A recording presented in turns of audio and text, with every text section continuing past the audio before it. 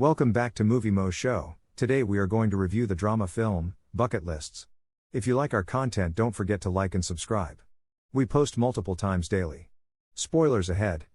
Following their respective cancer diagnoses, rich hospital magnate Edward Cole, Nicholson, and blue-collar mechanic Carter Chambers, Freeman, meet for the first time in the hospital. As they receive their individual treatments, they become buddies.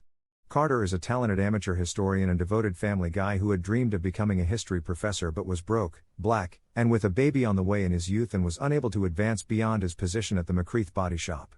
Healthcare tycoon Edward is a sophisticated recluse who has been through 4 divorces. He loves nothing more than tormenting his personal valet/servant, Matthew Hayes, whom he refers to as Thomas.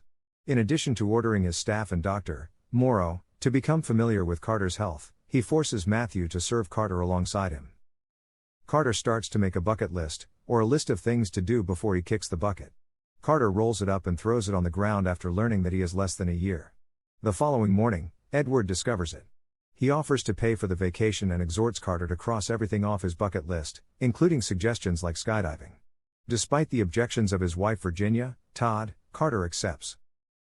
The two set out on an international trip, participating in activities like skydiving, climbing the pyramids, and an African lion safari. They talk about a unique coffee and its peculiar flavor. They also discuss their faith and families, revealing that Edward is hurt by his only daughter's rejection of him after he sent some people to take care of her violent husband, hinting at physical abuse but excluding murder, and that Carter has long felt less in love with his wife. Carter, who has never had intercourse with a woman other than his wife, travels to Hong Kong where Edward employs a prostitute, Rowena King. Carter declines and requests to go back home. In response, Carter tries to get Edward and his daughter back together. Edward leaves in a furious rage. Carter visits his wife, kids, and grandchildren when he gets home. The family gathering is brief. Carter had a seizure as they are getting ready for a romantic moment, and is sent to the hospital right away. His brain has been affected by the malignancy.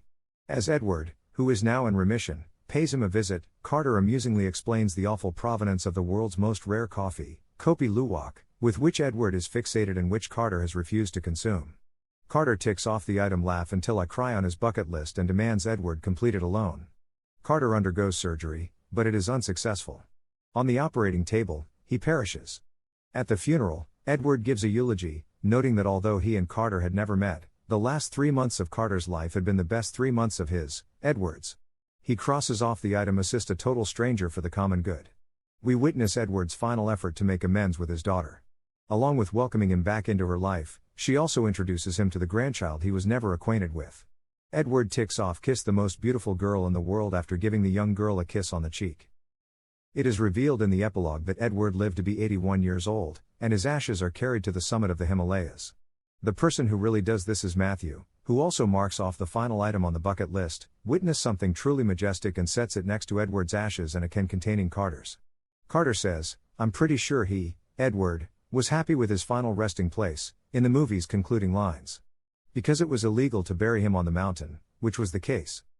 Thank you for watching and don't forget to like and subscribe.